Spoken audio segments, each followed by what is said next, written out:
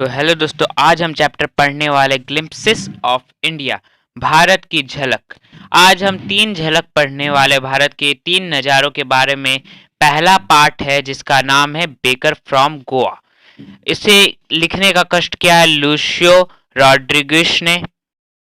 चलिए तो हम इसके लाइन बाय लाइन समरी पढ़ते हैं। हमारे चैप्टर के पहली लाइन में दिया हुआ, our elders are often heard reminiscing nostalgically about those old good Portuguese days. क्या हुआ मतलब इस लाइन का? यहाँ एक लाइन देखो, रिमेनिंग नॉस्टैल्जिकली। इस लाइन के आपका इसका मतलब क्या होता है? प्यार से पुरानी यादों में डूब जाना।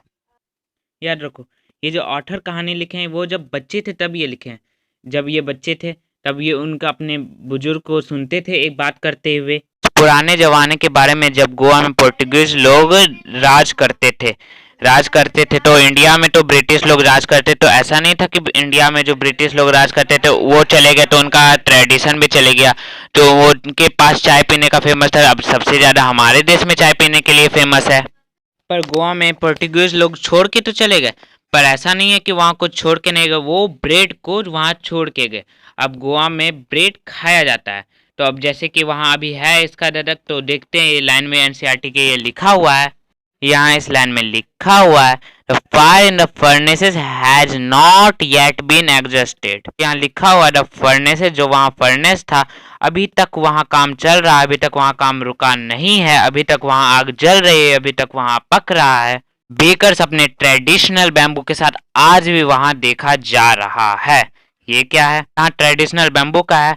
यहाँ ट्रेडिशनल बैम्बू जैसे कि देख सकते हैं, यहाँ इस फिगर में दिखा दिया है मैंने। यहाँ ये जो था बेकर, ये अपने ऊपर जो ये टोकरी लिया हुआ था और ये नीचे जो ऐसे हाथ में इसको ठप ठप करके करता था, मतलब चलता था और इसका साउंड आता था, जो यहाँ एनसीईआरटी के लाइन में यहाँ लिखा हुआ है। देख, झिंगलिंग थर्ड ऑफ द बैम्बो। यहाँ झिंगलिंग साउंड वहाँ प्रोड्यूस है। जैसे कि यहाँ आइसक्रीम वाले चलते हैं तो नहीं रहता, आइसक्रीम वाले चलते हैं तो देखिए जैसे कि घंटी बजता है, भौंपू भौंपू बाबा आ जाता है ना आइसक्रीम वाले से, उसी तरह से बैम्बो से ये बजाते थे। तो चलिए यहाँ जैसे कि एनसीईआरटी के लाइन में लिखा हुआ है, during our childhood in Goa. जाहिर सी बात है, आपको बताया थे, अब ऑथर ने इस कहानी को बचपन में लिखा था, तो जाहिर सी बात है वो बच्चा में थे, तो वो ये बताना चाह रहे कि जो ब्रेड वाले थे, जो बेकर थे, वो एटलीस्ट उनके घर की तरफ से 2 बार जाते थे। बार जब वो इधर से जाते थे और एक बार जब वो घर लौटने टाइम वो उस टाइम एक बार आते थे, एक बार जाने टाइम, एक बार आने टाइम वो आते थे। पूरा ब्रेड खाली करके जब वो आए या जाए, तब हर बच्चे उनको घेर लेते थे लालच से। नहीं, ऐसा कुछ नहीं है, लालच से नहीं कहते, बल्कि ये ब्रेड जो है उनके सर्वेंट खाते थे, सर्वेंट के लिए खरीदा जाता था, सर्वेंट खरीदते थे। वो जो ब्रेड थे सर्वेंट खरीदते थे। वो जो लोब्स थे वो पास्किन और बेस्टन, ये नौकर के नाम एक तरह से आप समझ सकते हैं, वो लेते थे।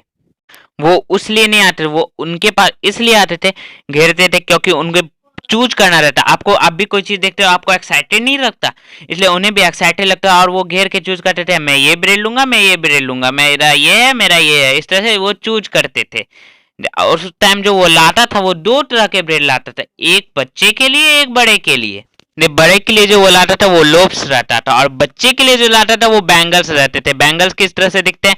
वो एक चूड़ी शेप दिखते हैं, क्रैकर्स नहीं आते अंदर गोल गोल, उस तरह से दिखते हैं वो। इसमें कोई कोई मीठी भी रहती है, जिसके कारण सब बच्चे देते हैं, मुझे मीठी वाली ही चूज करनी है। सब मीठी वाले खाने के लिए दौड़ते हैं, मतलब मीठी वाले उन्हें चाहिए। चारों बगल लटक पटक के, चारों बगल से किधर से हाथ मार के ब्रेड वाला उन्हें मिल जाए, ये वो सोचते हैं। और जैसे कि यहाँ लिखा हुआ भी है, they do not even care to brush our teeth and wash our mouth. मतलब वो अपनी ब्रश भी नहीं करते और मुंह भी नहीं देते। और इसके पीछे रीजन जानते हो क्या देते हैं? टाइगर को थोड़ी ना ब्रश करने की जरूरत होती है खाने से पहले, पर इसका सही रीजन ये है कि उन्हें ब्रश करना पसंद नहीं था। या मैंगो लिप से कौन ना मैंगो लिप तोड़ेगा, टूथब्रश बनाएगा, उसको दातुन करेगा। पुराने जमाने में दतमन दातुन जो बोल दीजिए वो होता था ना, मतलब लकड़ी से। इतना लंबा प्रोसेस कौन करेगा? डायरेक्ट जाके खा लो बिना किए ब्रश। बेटा इसके पीछे रीजन जानते हो क्या देते थे? जाएंगे गर्म पानी से, एकदम गर्म चाय से मुंह को साफ हो जाएगा, एकदम गरम गरम पियेंगे, एकदम साफ हो जाएगा एकदम। उसके आगे बताया गया कि कितना ज्यादा इंपॉर्टेंस था गोवा में इस ब्रेड का। जानते हो क्यों? क्योंकि किसी को भी मतलब मैरिज में गिफ्ट देना रहता था ना, तो अब इसमें ब्रेड दिया जाता था। उसमें जो स्वीट ब्रेड दिया जाता है उसका नाम रहता है बोल। अगर किसी कोई भी पार्टी चल रहा हो तो वहां कुछ भी आए या ना आए, एक चीज जरूर आना है, उसका नाम क्या है? ब्रेड। फिर किसी की भी बेटी का शादी हो कि माँ को एक चीज जरूर बनाना पड़ता था, क्या? सैंडविचेस, जो उन्हीं से प्रिपेयर होता था, उन्हीं बेकर के ब्रेड से जो बेकर बनाते थे।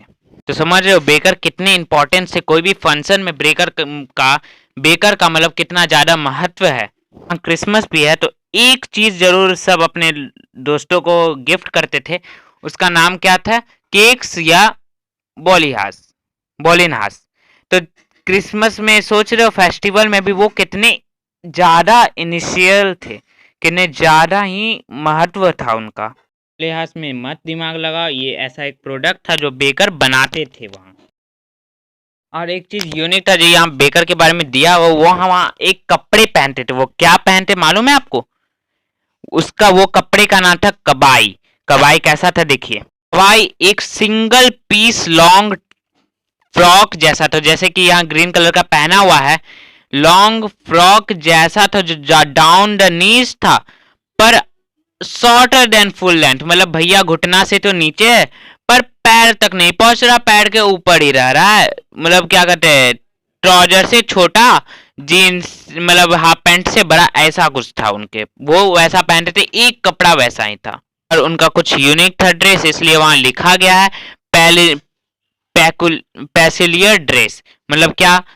यूनिक ड्रेस, एकदम अलग तरह का ड्रेस, अजीबो गरीब ड्रेस।